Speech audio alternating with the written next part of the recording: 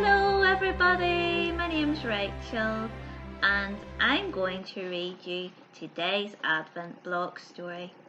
So today we are on Advent block number 16, the story of Zerubbabel. Zerubbabel was from King David's family. He was one of his descendants. So he was also one of God's people. But like many of God's people, he was far away from home in a land called Persia. Persia was beautiful, but it wasn't where God wanted Zerubbabel to be. God was sending him back home to Jerusalem, where his family had been captured, to rebuild the temple, the special place where God came to be with his people. Zerubbabel was so happy. Cyrus, the king of Persia, was moved by God to send Zerubbabel and thousands of God's people back home to Jerusalem.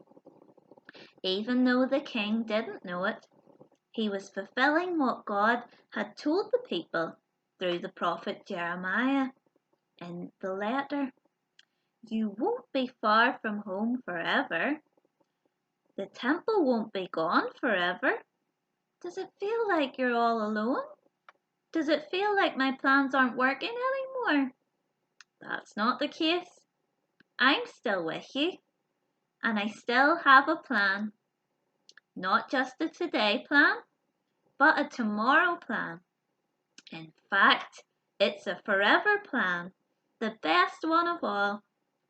It's a plan to take all the wrong and make it right, to take all the darkness and make it light. It's a plan to bring you back to me. So when Zerubbabel went back to Jerusalem, he started to lead the people in rebuilding the temple. It was hard work, and sadly, there was a lot of people that didn't want him to finish it. They tried to ruin all of the work that God's people were doing on the temple, and they tried to make him afraid to keep going. But God was with Zerubbabel. Even when he was far from home, even when building the temple was hard, and even when his enemies tried to stop him, God was with Zerubbabel. With all the opposition, it took about 3 years to lay the foundations for the temple. Zerubbabel and a priest called Joshua brought all the people together to celebrate, and they sang a special song to God that was just like the prayer Solomon prayed when the first temple was built.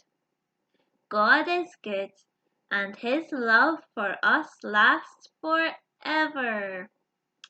The people were so thankful, and they praised God for helping them.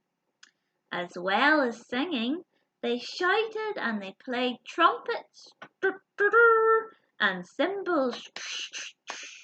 It was a loud day, but a lot of the older people were crying. Boo-hoo. Why were they crying? It was because they were old enough to remember Solomon's beautiful temple, and they were very sad that it wasn't the same. It took a long time to finish building the temple altogether, about 20 years. There was an even bigger joyful celebration on that day than when they finished the foundations. But there would be another day in the future, which would be the biggest celebration of all. This would be when God would come to live with his people as a living, breathing person on earth. One day, God would come back to stay.